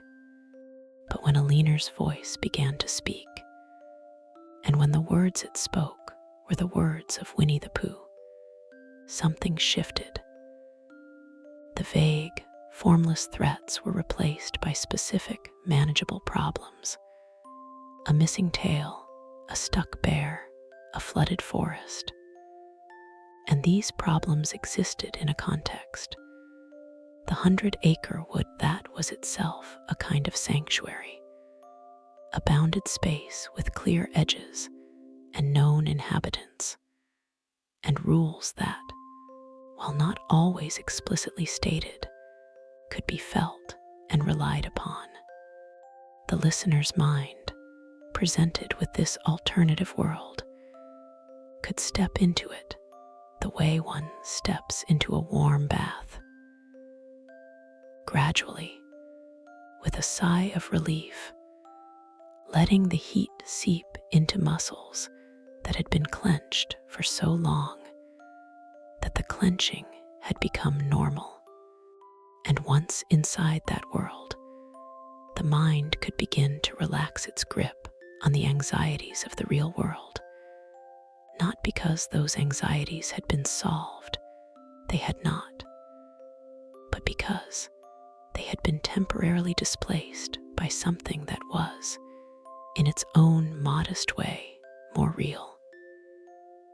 The missing tail was more real in the moment of hearing about it than the mortgage. The stuck bear was more real than the deadline. The flooded forest was more real than the diagnosis, not because these things were actually more important, but because they were present and vivid and emotionally coherent. And the anxious mind, given something specific to hold on to, would release its grip on the vague and the abstract without being asked to. This was the gift that Milne had given, Alina decided, and it was a gift that had nothing to do with children and everything to do with human beings of any age who found themselves in need of a place where the dangers were small and the friendships were large, and the worst thing that could happen was that you would have to wait a week to be pulled out of a rabbit hole. It was, she thought, a kind of literary equivalent of a weighted blanket. It did not change the world. It did not solve problems. It simply pressed down, gently and evenly, on the restless, churning surface of the mind, until that surface grew calm enough to reflect the sky. In the 3rd week after the recording's publication, Alina received a message that was longer than most, and that, from its first sentence, announced itself as different from the others. It was from a man named David, and it began. I am writing to you because I don't know who else to write to. And because your voice is the last thing I heard before I made a decision that I have been putting off for 3 years. Alina read the message slowly as she read everything, and what she learned was this. David was 57 years old and lived in a small town in Wales. He had been married for 29 years to a woman named Helen, who had died of cancer 3 years ago. Since Helen's death, David had not been able to sleep in the bed they had shared, and so he had been sleeping in the spare room on a narrow bed that was too short for him, and that reminded him, every time he lay down on it, of a hospital cot. He had tried returning to the marital bed on several occasions, but each time he had lain there in the dark and felt the absence of Helen beside him with a force that was physical in its intensity, as though someone had cut a hole in the mattress, and the hole went all the way through the floor and into the earth itself, and he was falling through it. He had tried sleeping pills, which left him numb and foggy the next day. He had tried counseling, which had helped him understand his grief, but had not helped him sleep. He had tried drinking, which had helped him sleep, but had also helped him start drinking during the day. And he had recognized that path and turned away from it before it went too far. He had tried exercise, which made him tired, but did not make him sleepy, as though his body were willing to rest, but his mind refused to grant permission.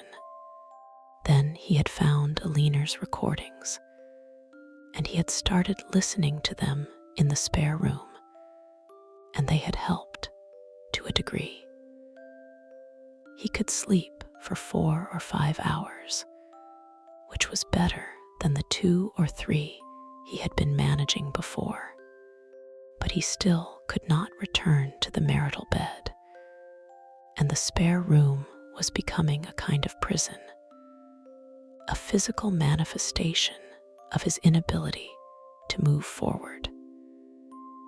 And he knew that as long as he remained in that room, on that too short bed, he was not really living, but merely waiting. And he did not know what he was waiting for. Then, 3 nights ago, he had listened to the Winnie-the-Pooh recording, and something had shifted.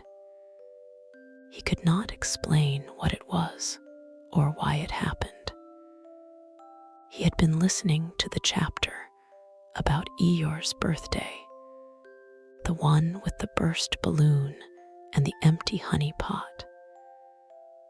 And he had found himself thinking about Helen, not about her death, not about the illness, not about the terrible months of watching her fade, but about Helen herself, about the way she laughed, about the way she sang off-key in the kitchen, about the way she had once, for no particular reason, bought him a balloon, a simple red balloon, and had given it to him at breakfast and had said, "This is because it's Tuesday."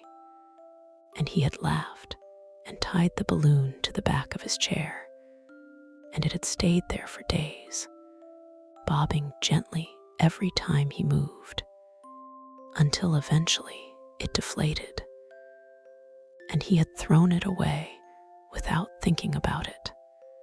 But now, listening to Alina read about Eeyore receiving a burst balloon and choosing to treasure it, David remembered the red balloon, and he remembered Helen's face when she gave it to him.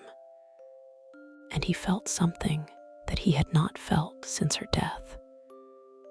Not happiness, exactly, but something adjacent to happiness.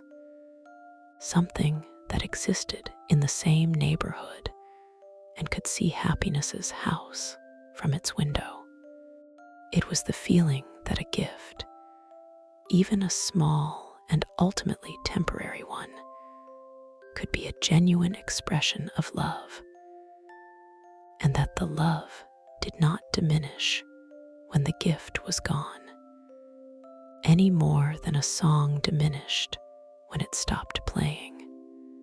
And that night, for the first time in 3 years, David had walked into the marital bedroom, lain down on the marital bed, and slept. He had slept for 8 hours.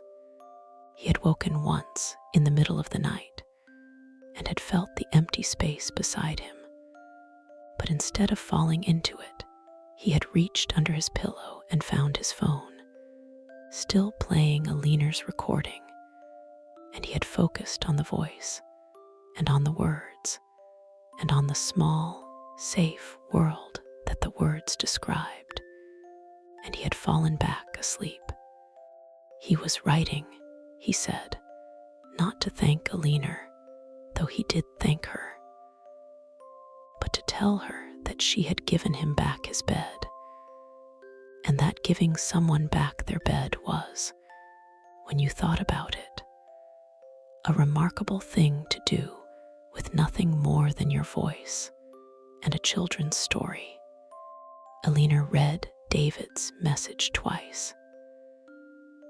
Then she sat very still for a long time, looking out the window at the garden, where the spring flowers were beginning to emerge from the soil with the slow determination of creatures who knew that the world above was worth the effort of climbing toward.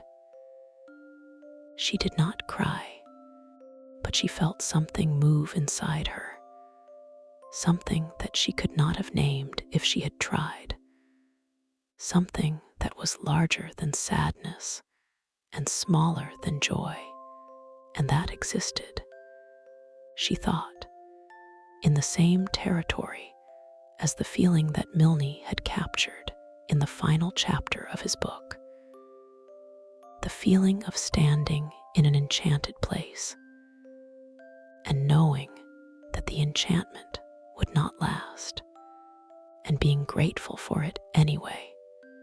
She composed a reply to David. It took her a long time, longer than usual, because she wanted to get it right. She did not want to be glib or sentimental or falsely cheerful. She did not want to say, I'm sure Helen would be proud of you, or she's always with you, or any of the other things that people said to the grieving that were meant to comfort. But that often had the opposite effect, because they required the griever to perform a kind of emotional labor, to accept the platitude, to nod, to say, thank you, that helps, that they were too exhausted to perform.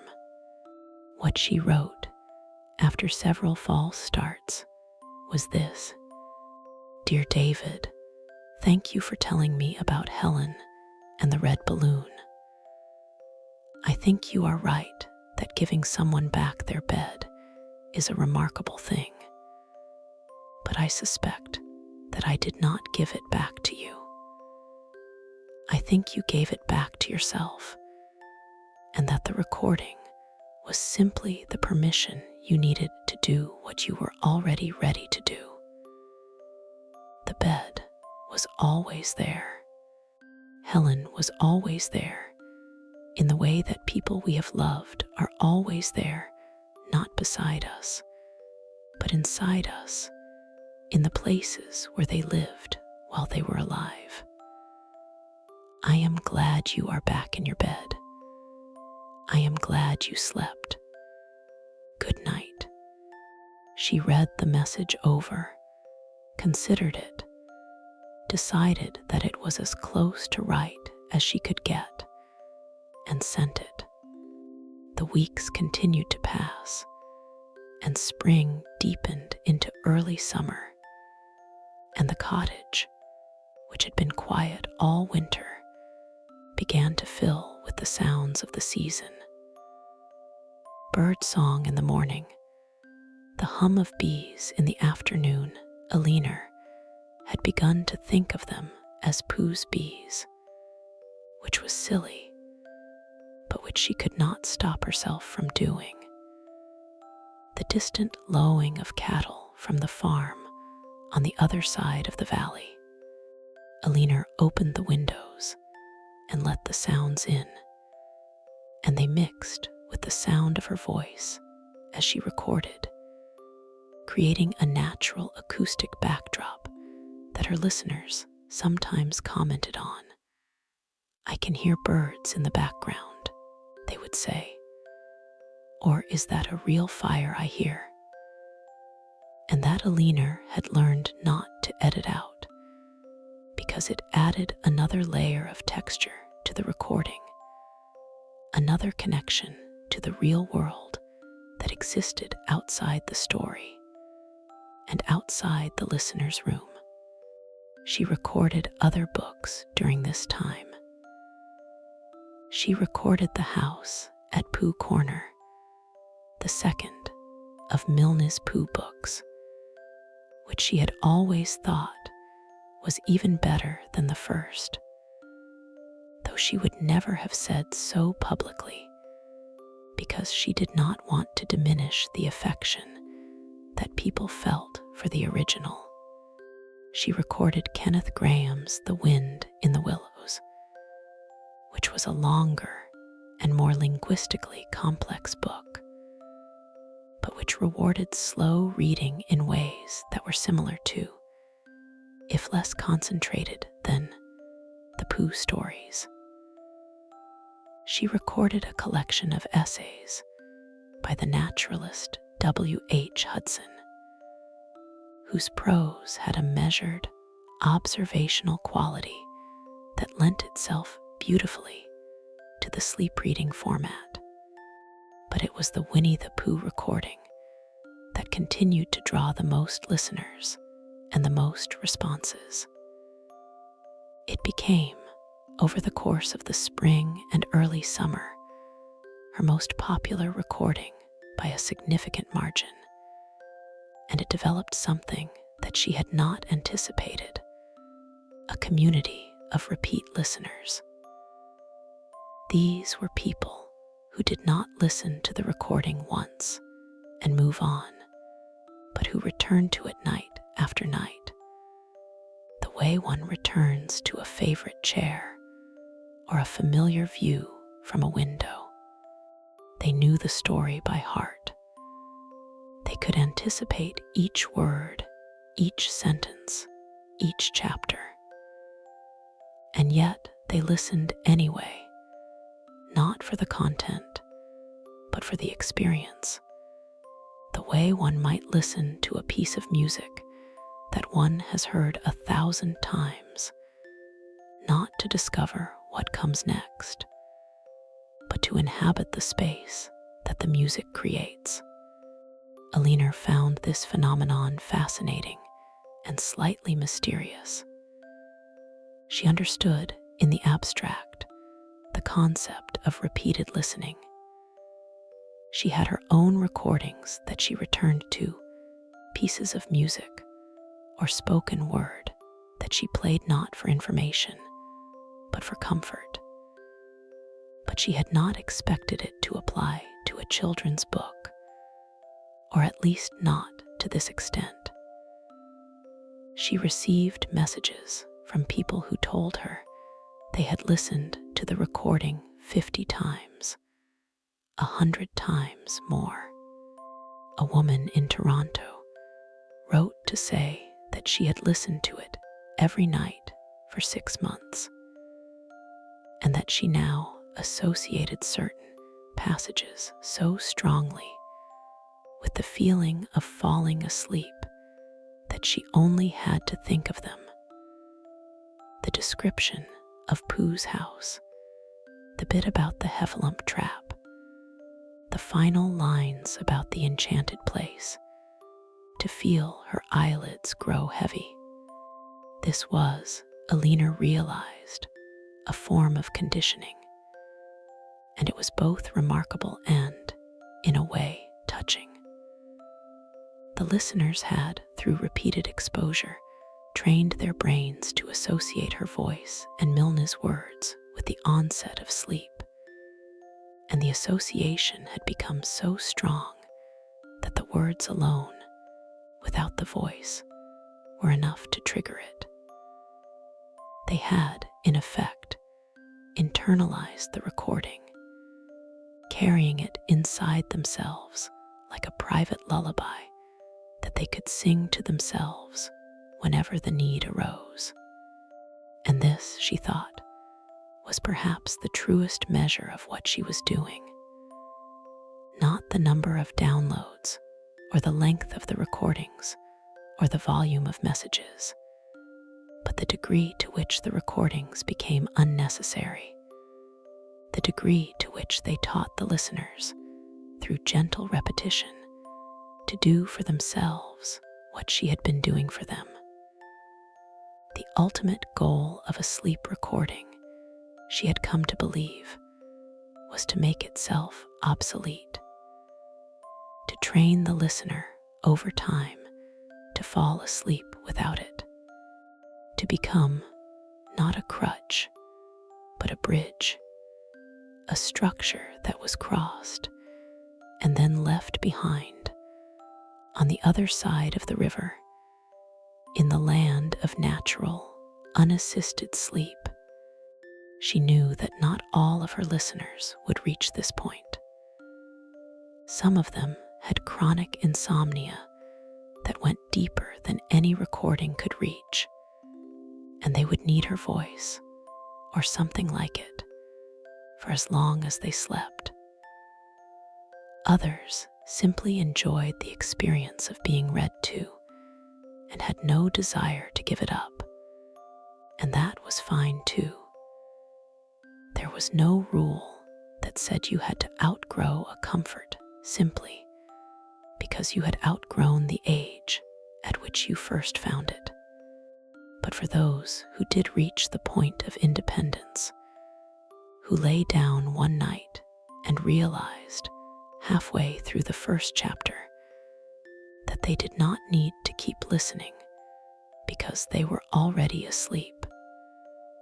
For those listeners, Alina felt a particular pride, the pride of a teacher watching a student ride a bicycle for the first time, wobbling, and then steadying, and then pedaling away, not looking back.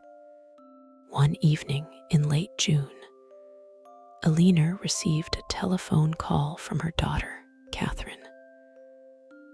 Catherine lived in Bristol with her husband and 2 children, Alina's grandchildren, who were 8 and 5, and who called her Nell, because that was what their mother had called her when she was small, and the name had stuck. Catherine called every Sunday evening, and the conversation followed a predictable pattern. Updates on the children, updates on work, updates on whatever project Catherine was currently involved in, followed by a brief exchange about Alina's health and activities, followed by a warm but slightly rushed goodbye, because Catherine was always busy, and Sunday evening was the boundary between the weekend and the working week. But this Sunday evening, the conversation took a different turn. Catherine had, she explained, been having trouble sleeping. Not severe trouble, she was not, she emphasized, an insomniac, and she did not want to make more of it than it was, but a persistent difficulty in falling asleep that had developed over the past few months, and that she attributed, somewhat vaguely, to stress at work and the children and everything. She had tried various remedies, none of which had worked. And then, with a mixture of embarrassment and amusement that Alina could hear clearly in her voice, she had started listening to her mother's recordings. And, Alina said, "And they work," Catherine said. "They work really well, actually. I fall asleep within 20 minutes. Every time." "That's good," Alina said.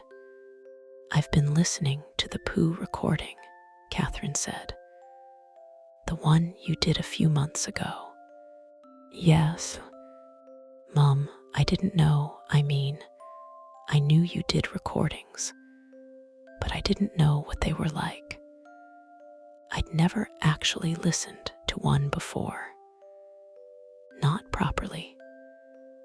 I'd played a few seconds of one once, just to see what you sounded like, but I didn't really listen. And what do you think?" There was a pause. Alina could hear Catherine breathing on the other end of the line, and she could hear, in the background, the sounds of the children getting ready for bed, the splash of water from a bathroom, a small voice asking a question, Catherine's husband murmuring a reply. "I think," Catherine said slowly, "that I understand why people write to you the way they do. It's not just that your voice is calming, although it is. It's that you read it as though it matters, as though every word is important, as though you're not reading a children's book, but telling someone something that they need to hear." Alina did not say anything for a moment. She was touched, more touched than she wanted to admit, because admitting it would mean acknowledging that her daughter's approval mattered to her in a way that no stranger's approval could.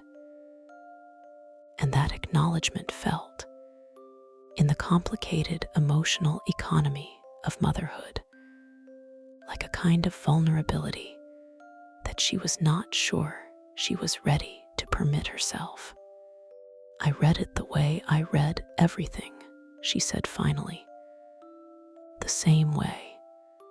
"I know," Catherine said. "That's what I mean. You read everything as though it matters. The Pooh book, the Graham book, the essays, they all sound the same. They all sound like you're taking them seriously. And that's extraordinary. Because most people don't take things seriously. They skim. They rush. They treat everything as though it's just a means to an end. But you don't. You treat the words as though they're the end, as though the reading itself is the point." Alina sat in her armchair, the phone pressed to her ear, and felt a warmth spread through her chest that was not unlike the feeling of sitting in front of a fire on a cold evening. She did not respond immediately because she did not trust her voice to be steady. "The children have been listening too," Catherine added, her tone shifting to something lighter. "Oliver, he's the 8-year-old. He's been listening to the Pooh recording at bedtime. He says he likes your voice better than the other audiobooks because you don't do funny voices. He doesn't like funny voices." He says funny voices are annoying. He says they're trying too hard. His words, I don't know where he gets it from. Alina laughed, a quiet, genuine laugh that she felt all the way down to her stomach. He gets it from me, she said. Yes, Catherine said. I suppose he does. They talked for a while longer about the children and about Catherine's work and about the small, necessary details of shared family life. When they said goodbye, Alina sat in her chair for a long time after the line went dead, holding the phone in her lap, thinking about Oliver and about the fact that her grandson, who could have listened to any of the thousands of audiobooks available online, had chosen hers. Not because it was exciting or funny or adventurous, but because it did not try too hard. Because it was, in the word of an 8-year-old, not annoying. She thought about that word, annoying, and about what it meant in this context. An annoying voice was a voice that demanded attention, that pulled and pushed and insisted on being noticed. An annoying voice was a voice that was performing, that was trying to be something other than what it was. An annoying voice was, in the deepest sense, a voice that did not trust the words it was speaking, that believed the words needed help to be heard, and that provided that help in the form of vocal gymnastics, emotional manipulation, and artificial energy. Her voice was not annoying because it did none of these things. It trusted the words. It let them be what they were. It spoke them quietly and clearly and without embellishment. And in doing so, it allowed the listener to hear the words directly, without the interference of a performer's ego getting in the way. It was, Alina thought, the literary equivalent of a clear window. You did not notice the glass because you were looking through it at the view beyond. And the view, in this case, was a forest where a bear lived. And the bear was looking for honey. And the sun was shining. And everything, for the moment, was exactly as it should be. July came, and with it, a heat wave that made the cottage warm even at night. Alina, who had never owned an air conditioner and saw no reason to start now, coped with the heat by opening all the windows and by sleeping on top of her bedclothes rather than under them.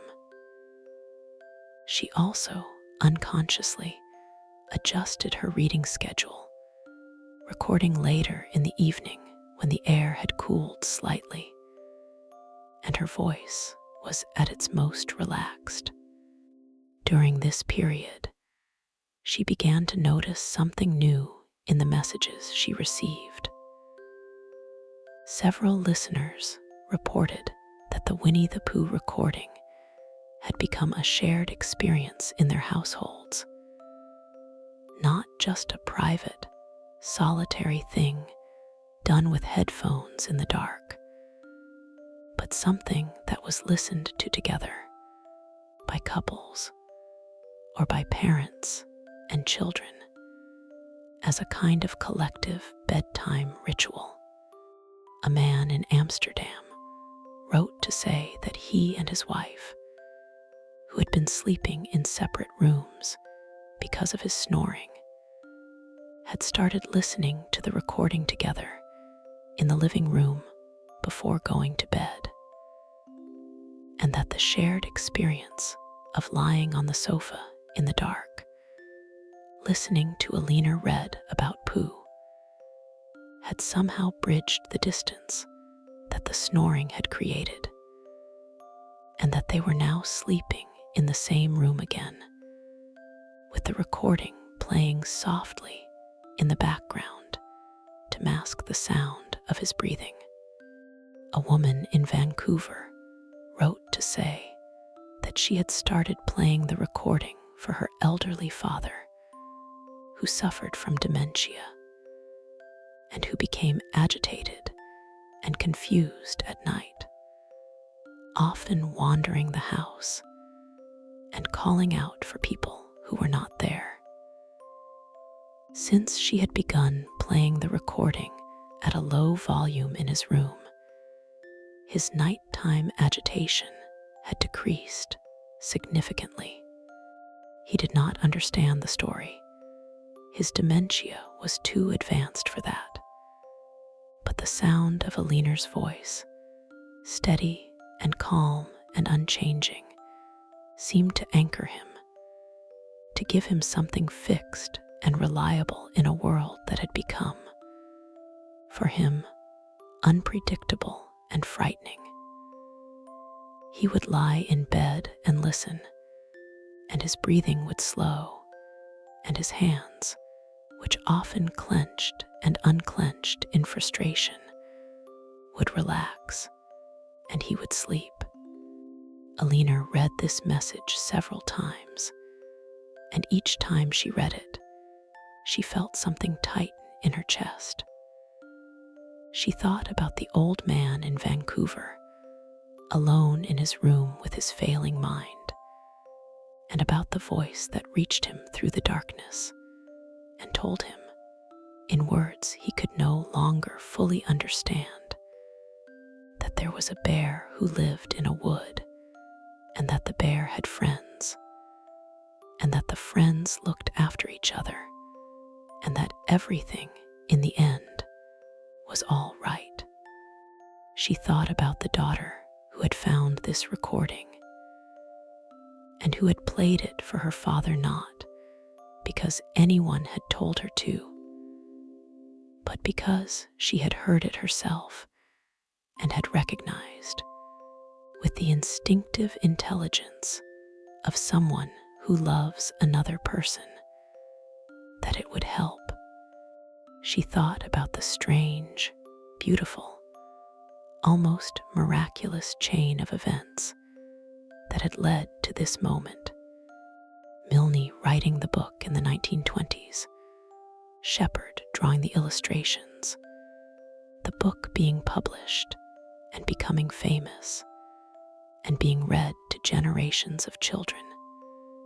And then, nearly a century later, a retired woman in the English countryside sitting in an armchair and reading it aloud into a microphone, and the recording traveling through cables and satellites and servers to a house in Vancouver where an old man with dementia lay in bed and listened to a voice that told him, in the language of a children's story, that he was safe. It was absurd if you thought about it. It was also, if you thought about it, the most natural thing in the world.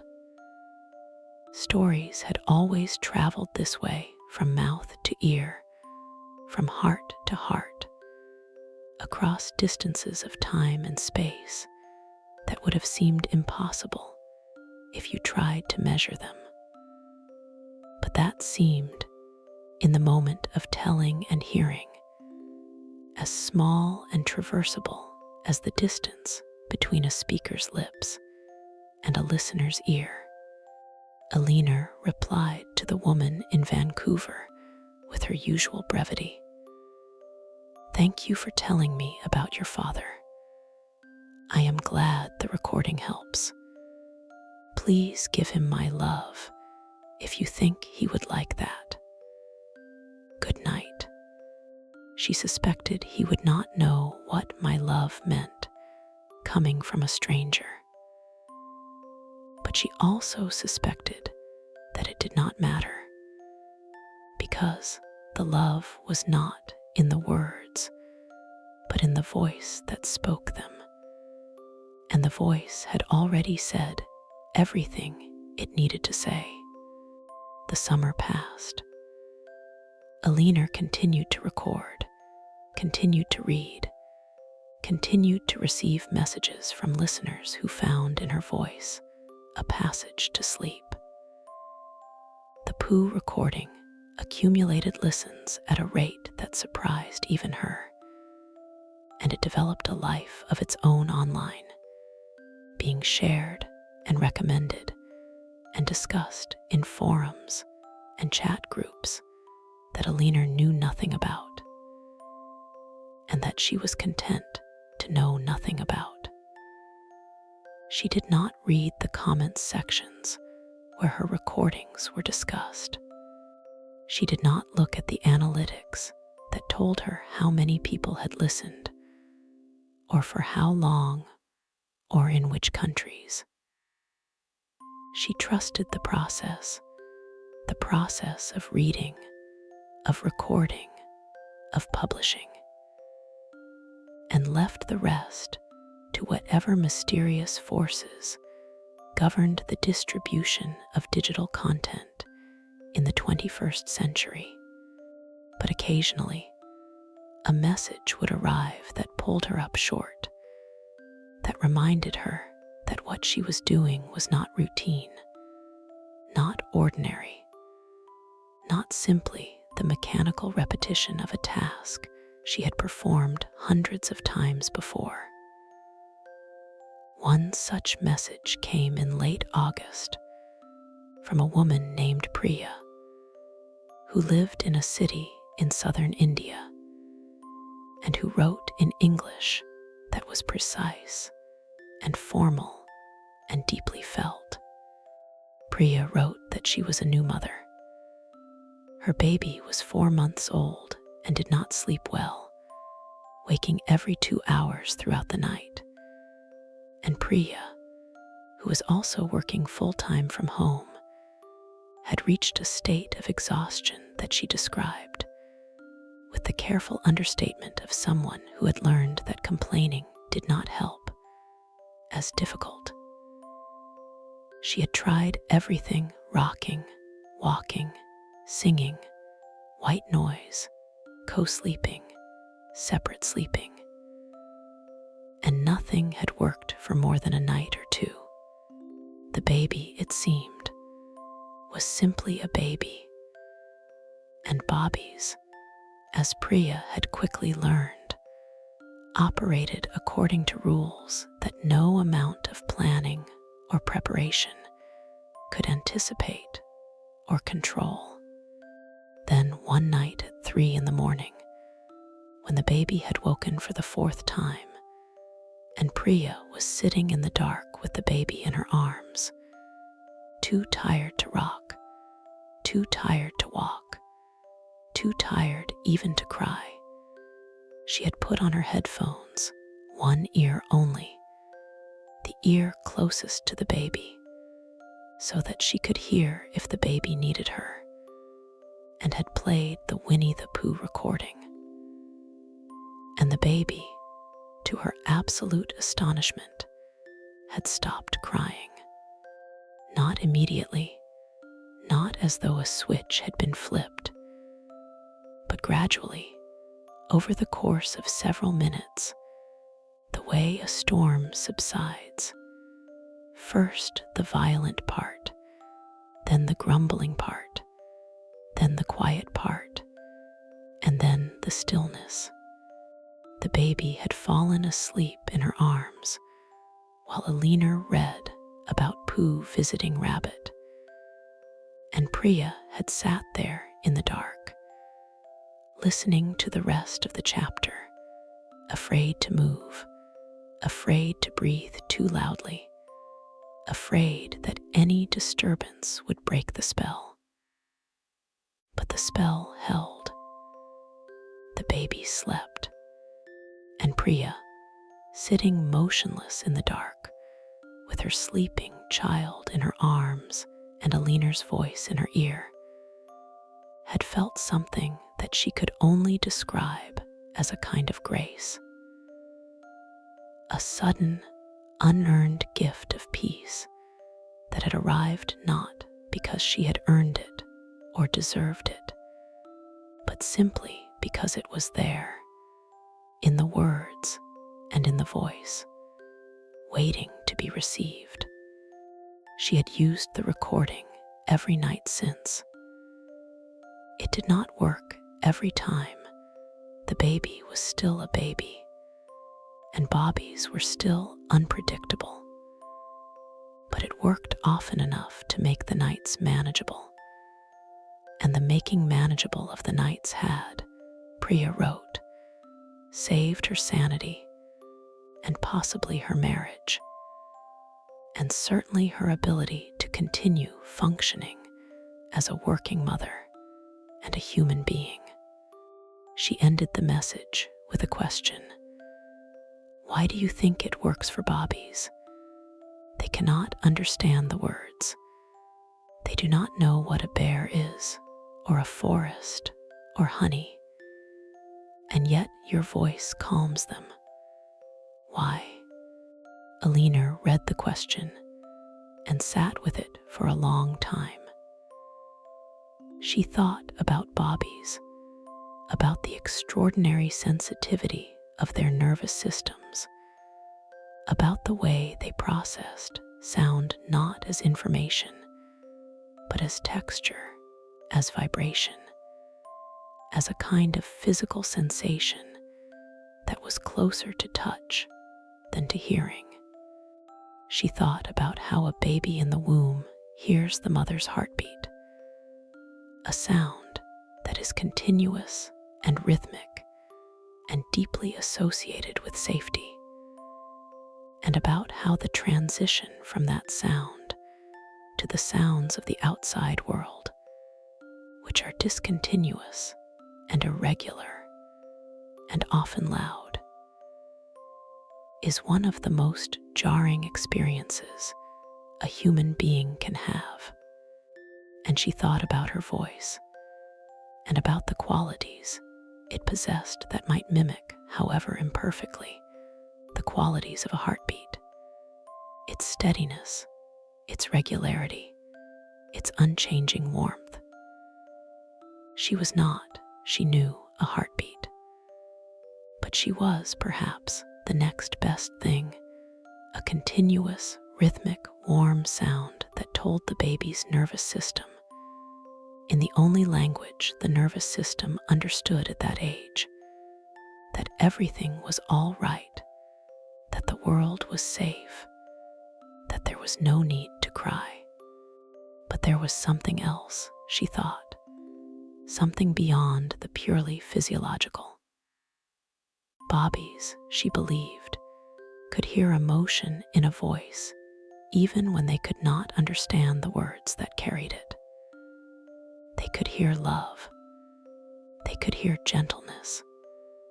They could hear the quality of attention that the speaker was bringing to the act of speaking.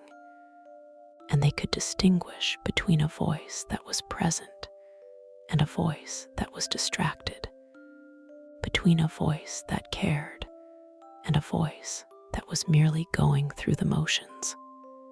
And her voice, when she read Winnie-the Pooh, was as present and as caring as she knew how to make it, because she loved the book, and she loved the act of reading it, and she loved, in a diffuse and impersonal, but nonetheless real way, the people who were listening to it. She wrote back to Priya, I think your baby hears not the words, but the feeling behind the words. And the feeling is love, not love for the baby specifically. I don't know your baby, but love for the story and for the act of telling it. And Bobbies can tell the difference between a voice that loves what it is saying and a voice that does not. Your baby can tell. That is why it works. She paused, then added, also, I think Bobby's like the sound of my voice because it is old. Old voices are slow and steady, like heartbeats that have been beating for a long time and are in no hurry to stop. Young voices are exciting. Old voices are safe. Your baby wants to feel safe. My voice tells your baby that it is safe. That is all I know. Good night. Autumn arrived. The leaves on the trees around the cottage turned from green to gold to red to brown. And then, one by one, they let go and fell to the ground, where they formed a thick, rustling carpet that crunched under Aline's feet when she walked to the village. The air grew cooler, and the light grew softer, and the evenings drew in, and Aline, who had always loved autumn, found herself reading with a particular pleasure that she attributed to the match between the season and the book. For Winnie-the Pooh, she had come to believe, was an autumn book. Not in the literal sense. Its setting was not tied to any particular season, but in the emotional sense. There was a quality of mellow richness in the stories, a sense of abundance that was tinged with the knowledge of loss, a warmth that existed not in spite of the approaching cold, but because of it, the way the last warm days of autumn feel warmer precisely because you know they will not last. She recorded the book again, from beginning to end, not because the original recording was deficient, but because she wanted to capture what she thought of as the autumn version, the same words, the same voice, but infused with the particular quality of attention that the season evoked. She recorded it over the course of 3 evenings, sitting in her armchair with the window open and the sound of the wind in the trees mixing with the sound of her voice. And when she was done, she published it alongside the original with a note that said simply, "Another reading for another season."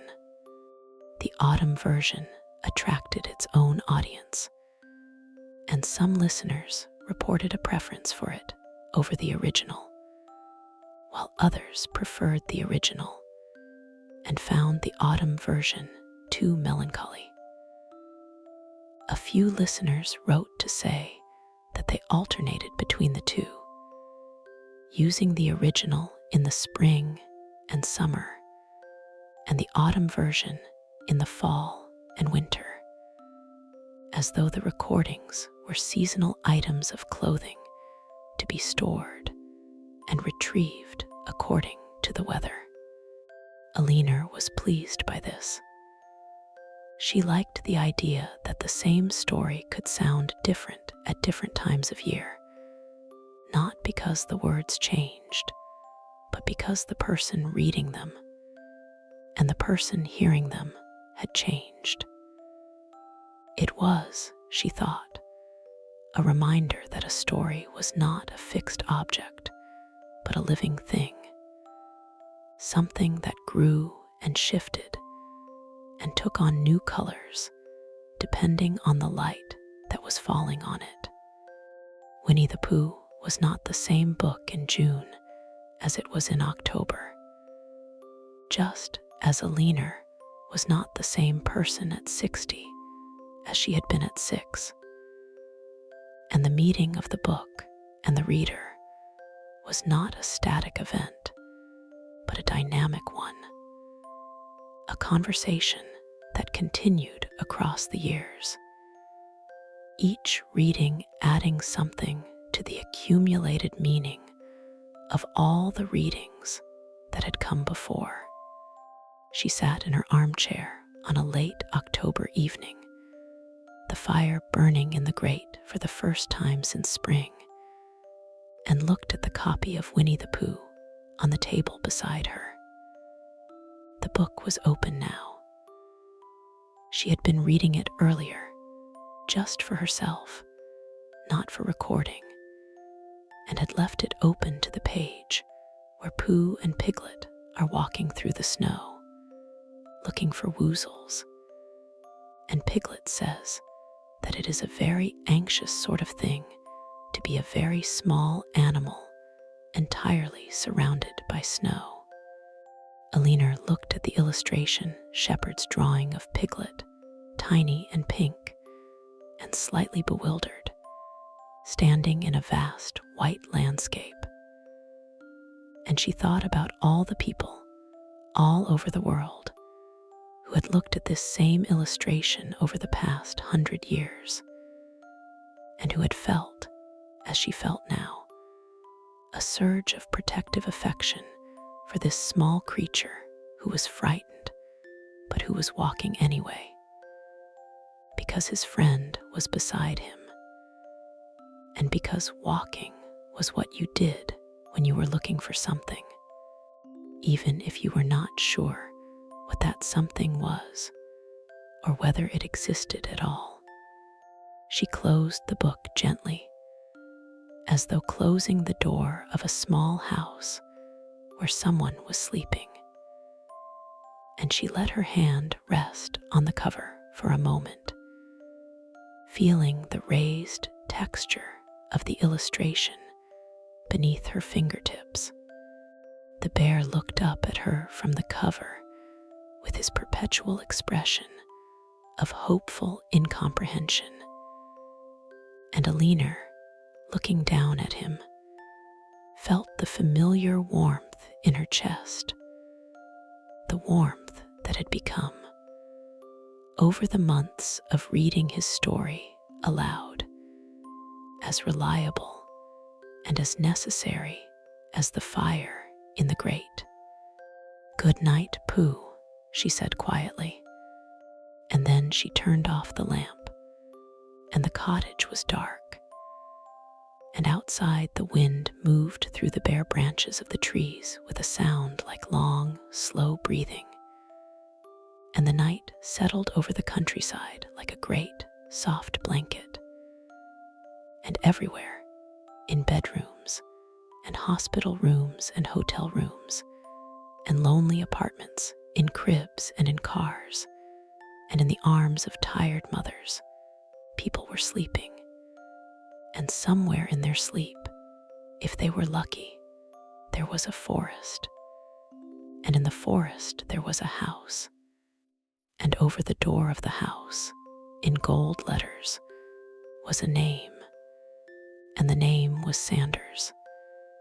And inside the house, if you looked very carefully, you might see a small bear sitting in a chair, eating honey from a pot.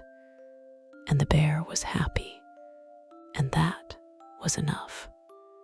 That was always enough. And